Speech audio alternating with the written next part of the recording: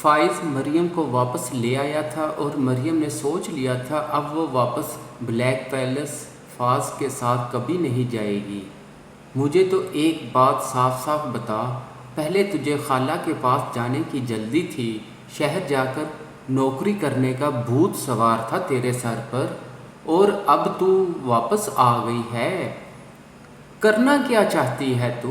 رضیہ نے کمر پر ہاتھ رکھتے چہرے پر سخت تیور لیے مریم سے پوچھا۔ اس نے یہی بتایا تھا کہ خالہ اسے گاؤں چھوڑ گئی ہیں۔ اماں، شہر میں نوکری کرنا آسان کام نہیں ہے، میں نے کوشش کی لیکن مجھے نوکری نہیں ملی اور اب میں یہیں رہوں گی۔ مریم نے عام سے لہجے میں کہا۔ تیرا کچھ نہیں ہو سکتا، رضیہ نے منہ میں بڑبڑاتے ہوئے کہا اور وہاں سے جانے کے لیے مڑ گئی، لیکن پھر یاد آنے پر مریم کو دیکھتے کہا کہ اسلم آیا ہے، تمہارا پوچھ رہا تھا۔ کہاں ہے وہ؟ مریم نے خوشی سے چارپائی سے اترتے پوچھا۔ باہر گیا ہے، آتا ہوگا، رضیہ نے کہا اور کچن کی طرف چلی گئی۔ مریم بھی کمرے سے باہر نکلی تو دور سے اسے اسلم آتا ہوا نظر آیا، جو ایک خوش شکل کا 25 سال کا لڑکا تھا۔ مریم، کیسی ہو تم؟ اسلم نے مریم کو دیکھتے مسکرا کر پوچھا۔ میں ٹھیک ہوں، تم کیسے ہو؟ اور شہر میں سب ٹھیک ہے؟ تمہیں وہاں کوئی مسئلہ تو نہیں ہے؟ مریم نے بھی مسکراتے ہوئے پوچھا۔ ہاں، سب ٹھیک ہے، اور تم شہر آئی تھی، مجھے بتایا کیوں نہیں؟ اسلم نے پوچھا تو مریم اپنی نوکری کے بارے میں بتانے لگی کہ اس نے کافی کوشش کی لیکن اسے نوکری نہیں ملی۔ دونوں باتوں میں مشغول ہو گئے تھے۔ فاز، جو اپنے دھیان چل رہا تھا، اچانک اس کی نظر مریم پر پڑی۔ اس کے ساتھ وہی لڑکا تھا جسے وہ پہلے بھی دیکھ چکا تھا۔ دونوں کو ساتھ ہنستے اور باتیں کرتے دیکھ فاز کو بالکل ہی اچھا نہیں لگا۔ مریم، جس نے فاز کو دیکھ لیا تھا اور اسلم کو بھی اندر آنے کا کہہ کر کمرے میں جانے لگی تو اس کا پاؤں پاس پڑے بڑے سے پتھر کے ساتھ زور سے ٹکرایا۔ مریم گرنے لگی تھی کہ اس نے اسلم کو کندھے سے پکڑا اور خود کو گرنے سے بچایا۔ اسلم نے بھی مریم کو کمر سے پکڑ کر گرنے سے بچایا اور یہ منظر فاز کے لیے ناقابل برداشت تھا۔ اس نے زور سے اپنے ہاتھ کی مٹھی بھینچی اور اپنے غصے کو کنٹرول کیا۔ گھبرا تو مریم بھی گئی تھی، پتھر اس کے ناخن پر لگا تھا جہاں سے خون نکلنے لگا تھا، لیکن اس وقت مریم کے درد سے زیادہ فاز سے خوف محسوس ہو رہا تھا، اس لیے اسلم سے کچھ فاصلے پر کھڑی ہو گئی۔ اس نے دوبارہ اسی جگہ دیکھا تو اب وہاں فاز نہیں کھڑا تھا۔ تم ٹھیک ہو؟ اسلم نے مریم کو دیکھتے پوچھا۔ ہاں، میں ٹھیک ہوں، مریم کہتے ہی اندر چلی گئی۔ اسلم بھی اس کے پیچھے چلا گیا۔ شیرو نے اپنی گاڑی کا دروازہ کھولا کہ اچانک نیہا نے دروازے پر ہاتھ رکھ دیا۔ شیرو نے ناگواری سے نیہا کو دیکھا، جو بے شک بہت خوبصورت تھی۔ لڑکوں کے ساتھ لڑکیاں بھی اس کے خوبصورتی سے متاثر ہوتی تھی، اگر کوئی نہیں ہوا تھا تو وہ شیرو تھا، اور اس وقت ریڈ ٹاپ کے ساتھ چسٹ پینٹ اور ڈیپ گلے کے ساتھ کھڑی کسی کے بھی ہوش ٹھکانے لگا سکتی تھی۔ تمہیں ذرا سا بھی مجھ پر ترس نہیں آتا؟ نیہا نے شیرو کا ہاتھ پکڑتے بے بسی سے پوچھا۔ آج پورے 5 ماہ بعد وہ شیرو کو اپنے روبرو دیکھ رہی تھی۔ شیرو نے نیہا کا ہاتھ زور سے جھٹکا۔ میرے راستے سے ہٹ جاؤ نیہا، عباس نے سرد لہجے میں کہا۔ پہلے میری بات کا جواب سنے دو، نیہا نے ضدی لہجے میں کہا۔ میں تم سے محبت نہیں کرتا، میں نے صرف ایک لڑکی سے محبت کی ہے اور وہ میری بیوی اقرا تھی۔ عباس نے ایک لفظ چبا کر سرد لہجے میں کہا۔ اب تو وہ مر گئی ہے، پھر کیوں اس کے پیچھے پڑے ہو تم؟ اور ایسا بھی اس میں کیا تھا جو مجھ میں نہیں ہے؟ نیہا نے چیختے ہوئے کہا۔ زبان سنبھال کر بات کرو نیہا، ورنہ کاٹ کے رکھ دوں گا۔ وہ میرے لیے کیا تھی اور کیا ہے یہ تمہیں بتانا میں ضروری نہیں سمجھتا، عباس نے ماتھے پر بل ڈالے کہا اور نیہا کو بازو سے پکڑ کر پیچھے دھکیلا۔ عباس، تم مجھے چھوڑ کر نہیں جا سکتے، نیہا نے شیرو کے سامنے آتے پختہ لہجے میں کہا۔ شیرو نے ایک آئیبرو چکائے ہوئے سامنے کھڑی نیہا کو دیکھا۔ بس اپنی ایک رات میرے نام کر دو، میں کچھ حسین پل تمہارے ساتھ گزارنا چاہتی ہوں۔ نیہا نے شیرو کے ہاتھ کو اپنے ہاتھ میں لیتے ہوئے کہا، جس کے چہرے پر مسکراہٹ آ گئی تھی۔ شیرو نے نیہا کا وہی ہاتھ پکڑ کر اپنی طرف کھینچا جو سیدھی شیرو کے چوڑے سینے سے آ لگی تھی۔ کیا تمہاری محبت ایک رات میں ختم ہو جائے گی؟ عباس نے نیہا کے کان کے پاس سرگوشی کرتے پوچھا۔ دونوں ایک دوسرے کے اتنے قریب کھڑے تھے کہ ایک دوسرے کی دھڑکن آسانی سے سن سکتے تھے۔ تم ایک رات تو میرے پاس آؤ، پھر پوری زندگی دور نہیں جا سکو گے۔ نیہا نے اپنا دوسرا ہاتھ عباس کے گلے میں ڈالتے ہوئے محبت بھرے لہجے میں کہا۔ عباس کے پرفیوم کی خوشبو کی تو نیہا دیوانی تھی۔ اگر تمہیں لگتا ہے کہ میں بھی ان مردوں میں سے ہوں جس کے ساتھ تم رات گزارتی ہو اور وہ تمہارے دیوانے ہو جاتے ہیں، تو میں ان میں سے نہیں ہوں نیہا میڈم۔ میرا ٹیسٹ کچھ الگ ہے، تم میرے ٹائپ کی نہیں ہو۔ عباس نے نیہا کو دیکھتے ایک آنکھ دباتے طنزیہ لہجے میں کہا اور اس کا بازو چھوڑ کر گاڑی میں بیٹھ گیا۔ نیہا نے بڑی مشکل سے اپنے آنسوؤں کو باہر نکلنے سے روکا تھا۔ تم بہت برا کر رہے ہو عباس، بہت برا، نیہا نے گیٹ سے نکلتی گاڑی کو دیکھتے کہا۔ ماضی: عمر دانیال کے دور کے کزن کا بیٹا تھا جو دانیال کے پاس رہتا تھا۔ عباس کی عمر کے ساتھ بہت اچھی دوستی ہو گئی تھی۔ عمر کی ایک بہن بھی تھی جس کا نام اقرا تھا اور اقرا اپنی دادی کے پاس رہتی تھی۔ عمر کے ماں باپ فوت ہو چکے تھے۔ عباس نے اقرا کو پہلی بار گارڈن میں کھیلتے دیکھا تھا۔ اس وقت اقرا 10 سال کی تھی، جو کچھ دنوں کے لیے عمر کے پاس رہنے آئی تھی۔ عباس کو اقرا معصوم سی گڑیا لگی تھی، 2 پونیوں کیے خود میں مگن سی کھیلنے میں مصروف تھی۔ عباس نے اقرا سے بات کرنے کی کوشش کی لیکن اقرا نے اسے اگنور کیا، وہ زیادہ تر خاموش ہی رہتی تھی۔ اگلے 2 دنوں تک اقرا واپس اپنی دادی کے پاس چلی گئی۔ عمر نہیں چاہتا تھا کہ وہ زیادہ وقت یہاں رکے، وہ اسے ان سب چیزوں سے دور رکھنا چاہتا تھا۔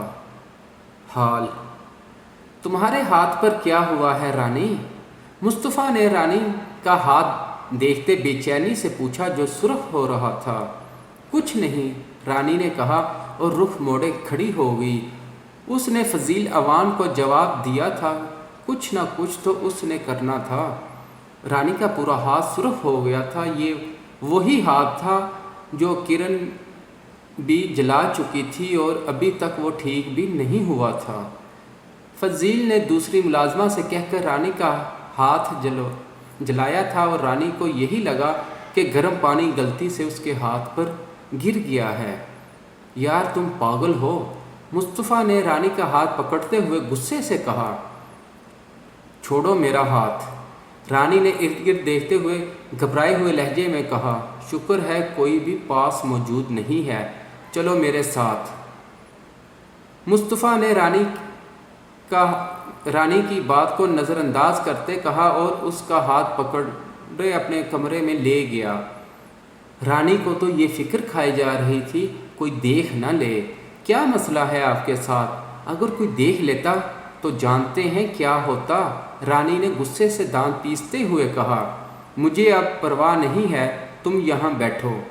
مصطفیٰ نے رانی کو بیڈ پر بٹھایا جو کھڑی ہو کر دروازے کی طرف جانے مصطفیٰ نے اسے بازو سے پکڑ کر دیوار کے ساتھ لگایا جو آنکھیں پھاڑے مصطفیٰ کو دیکھنے لگی تھی۔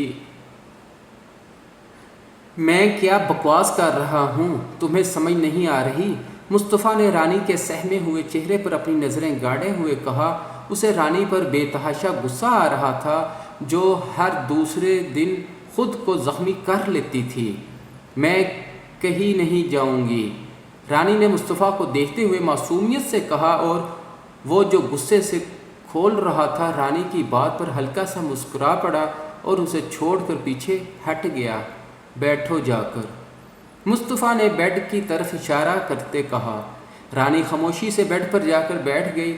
مصطفیٰ نے سائیڈ دراز سے کریم نکالی اور رانی کے سامنے بیٹھے اس کا سرخ ہاتھ تھاما اور بہت احتیاط سے اس پر کریم لگانے لگا۔ رانی کا تو سارا دھیان مصطفیٰ کی طرف تھا۔ یہ وہ انسان تھا جسے رانی دل و جان سے چاہتی تھی۔ شاید ابھی بھی دل کا یہی حال تھا، لیکن اب مانتی نہیں تھی۔ جانتے ہو مصطفیٰ، آج تک میرے ساتھ جو کچھ بھی ہوا ہے ان سب چیزوں کا ذمہ دار تم خود ہو۔ اگر آج میں اس حالت میں ہوں تو صرف ایک انسان کی وجہ سے، اور وہ تم ہو۔ مجھے خود پر بھی حیرت ہوتی ہے کہ میں نے تم جیسے انسان سے محبت کی۔ آخری بات کہتے رانی کے آنسو نہ چاہتے ہوئے بھی چہرے کو بھگو گئے تھے۔ مصطفیٰ کا ہاتھ وہیں رک گیا۔ اس نے رانی کی طرف دیکھا تو اس کی آنکھوں میں آنسو دیکھ کر تڑپ گیا تھا۔ میں جانتا ہوں مجھ سے بہت بڑی غلطی ہوئی ہے، لیکن پلیز تم رویا مت کرو۔ کیا مجھے معاف نہیں کر سکتی؟ مصطفیٰ نے بے بسی سے پوچھا۔ کبھی نہیں، رانی نے اپنا ہاتھ چھڑواتے سرد لہجے میں کہا اور بیڈ سے اٹھ گئی۔ مصطفیٰ نے گہرا سانس لیا۔ وہ جانتا تھا سب کچھ اتنا آسان نہیں ہوگا، لیکن اب اس نے ہمت نہیں ہارنی تھی۔ رانی اس کے بعد وہاں نہیں رکی تھی اور کمرے سے نکل گئی۔ پیچھے مصطفیٰ نے عہد کیا تھا رانی کو شاہ میر سے طلاق لینے پر راضی کر لے گا۔ اصلاً تمہیں پوری رقم وقت پر ادا کر دی گئی ہے، لیکن ابھی تک لڑکی نہیں آئی۔ کہاں ہے لڑکی؟ رانا کے بڑے بیٹے نے اپنی مونچھوں کو تاؤ دیتے کرخت لہجے میں پوچھا۔ صاحب مجھے کچھ دنوں کا اور وقت دے دیں، میں وعدہ کرتا ہوں اسے آپ کے پاس لے آؤں گا، اور اب ویسے بھی وہ ہمیشہ کے لیے آپ کے پاس ہی رہے گی۔ اسلم نے نظریں جھکائے جواب دیا۔ پورے 10 لاکھ میں نے آپ اس پر فری کیے تمہیں دیے ہیں۔ اگر کچھ دنوں تک تم اسے میرے پاس نہیں لاؤ گے تو دگنی رقم واپس لوں گا۔ رانا کے بیٹے نے اسلم کا گریبان پکڑتے ہوئے سخت لہجے میں کہا۔ نہیں صاحب، آپ فکر مت کریں، میں اسے لے آؤں گا۔ اسلم نے گھبرائے ہوئے لہجے میں کہا اور اپنا کالر ٹھیک کیا۔ دفع ہو جاؤ یہاں سے، رانا کے بیٹے نے غصے سے کہا۔ اسلم 1 سیکنڈ میں وہاں سے غائب ہوا۔ اسلم یہیں پر کام کرتا تھا۔ اس نے مریم کو رانا کے بڑے بیٹے سے 10 لاکھ لے کر اسے بیچ دیا تھا۔ پیسہ تو بڑے بڑے لوگوں کے ایمان کو ڈگمگا دیتا ہے، یہاں پر تو پھر اسلم تھا جس کے لیے 10 لاکھ بہت بڑی رقم تھی۔ مریم چارپائی پر بیٹھی ٹینشن میں اپنے ہاتھ کے ناخن چبا رہی تھی۔ یہ حرکت اسی وقت کرتی جب غصے میں یا ٹینشن میں ہوتی۔ مریم کیا ہوا؟ رضیہ نے حیرانگی سے پوچھا۔ کچھ نہیں اماں، مجھے نہ بہت نیند آ رہی ہے تو میں سونے لگی ہوں، مریم نے کہا اور چارپائی پر لیٹ گئی۔ رضیہ نے نفی میں سر ہلایا جیسے کہہ رہی ہو اس کا کچھ نہیں ہو سکتا۔ میں حویلی جا رہی ہوں زری، میں وہیں رانی کے پاس رکی۔ اب ہم دونوں رات واپس آئیں گے، اگر تجھے بھوک لگے تو وہیں آ جانا، رضیہ نے کہا اور کمرے سے باہر چلی گئی۔ مریم منہ پر چادر لیے لیٹی تھی۔ اس نے سوچ لیا تھا وہ حویلی نہیں جائے گی، اور جب حویلی نہیں جائے گی تو فاض سے اس کا سامنا بھی نہیں ہوگا، لیکن وہ یہاں بھی تو آ سکتا ہے۔ اس بارے میں مریم نے نہیں سوچا تھا۔ تھوڑی دیر بعد اسے دروازہ کھلنے اور بند کرنے کی آواز آئی۔ اسے لگا کہ رضیہ واپس آئی ہے۔ فاض جو رضیہ کے نکلنے کا انتظار کر رہا تھا، اس نے جب اسے نکلتے دیکھا تو پھر خود کمرے میں داخل ہوا اور دروازے کو لاک کیا۔ فاض نے ایک نظر پورے کمرے میں ڈالی۔ مریم میڈم چارپائی پر منہ تک چادر اوڑھے لیٹی ہوئی تھی۔ فاض چارپائی کی طرف بڑھا اور چادر کو مریم کے اوپر سے اتار کر بائیں جانب پھینک دیا۔ مریم نے ہڑبڑا کر سامنے کھڑے فاض کو دیکھا جس کا چہرہ بے حد سنجیدہ تھا۔ مریم نے تھوک نکلتے ہوئے فاض کو دیکھا اور اٹھنے کی کوشش کی، لیکن فاض نے اس کے دائیں اور بائیں جانب ہاتھ رکھ کر اسے اٹھنے نہیں دیا۔ مریم آنکھیں پھاڑے فاض کو اپنے اوپر جھکے ہوئے دیکھ رہی تھی۔ جانتی ہو مجھے کتنی تکلیف ہوئی؟ تم نے اس لڑکے کے سینے پر ہاتھ کیوں رکھا؟ بے شک تم گر جاتی، لیکن تمہیں اس کے سینے پر ہاتھ نہیں رکھنا چاہیے تھا۔ فاض نے مریم کے گلابی ہونٹوں پر نظریں گاڑے مزید کہا اور دوسرے ہاتھ سے مریم کی پیشانی سے لے کر اس کے ہونٹوں تک لائن کھینچی۔ مریم کی تو جان حلق میں آ گئی تھی۔ اگر تم مجھے دوبارہ اس شخص کے ساتھ بات کرتے نظر آئی تو میں کیا کر سکتا ہوں، تم بھی اچھے سے جانتی ہو مسز فاض۔ فاض نے مریم کے کان میں سرگوشی نما کہا۔ مریم کو لگا فاض کی گرم سانسیں اس کے کان کو جھلسا دیں گی۔ جان تو اس کی اس وقت نکلی جب فاض نے اپنے لب مریم کی شفاف گردن پر رکھ دیے۔ میں اس سے بات نہیں کروں گی، مریم نے جلدی سے کہا۔ فاض نے مریم کے گھبرائے ہوئے چہرے کی طرف دیکھا اور ہنس تو پڑا۔ یہی تمہارے لیے اچھا ہے بے مسز فاض نے مریم کے ہونٹوں کو اپنے انگوٹھے سے سہلاتے ہوئے دومینی الفاظ میں کہا۔ اس سے پہلے فاض مریم کے ہونٹوں کی طرف جھکتا اس کا موبائل رنگ ہوا اور فاض بھی ہوش کی دنیا میں واپس آیا۔ اس نے مریم کے ماتھے پر بوسہ دیا اور وہاں سے اٹھ گیا۔ امید کرتا ہوں تم میری بات کو اچھے سے سمجھ گئی ہوگی، فاض نے مریم کو دیکھتے کہا جس کا چہرہ سرخ ہو گیا تھا۔ فاض نے کال اٹینڈ کی اور موبائل کان سے لگائے وہاں سے چلا گیا۔ مریم نے اٹھ کر سب سے پہلے دروازہ لاک کیا، کہیں واپس ہی نہ آ جائے، بےہودہ انسان۔ فاض کے جاتے ہی مریم اپنی ٹون میں واپس آئی تھی۔ میں تو ملوں گی، اسلم سے بھاڑ میں جائیں باقی سب، مریم نے کہا اور کچن کی طرف چلی گئی۔ اب ڈر کم ہوا تو بھوک کا بھی احساس ہوا تھا۔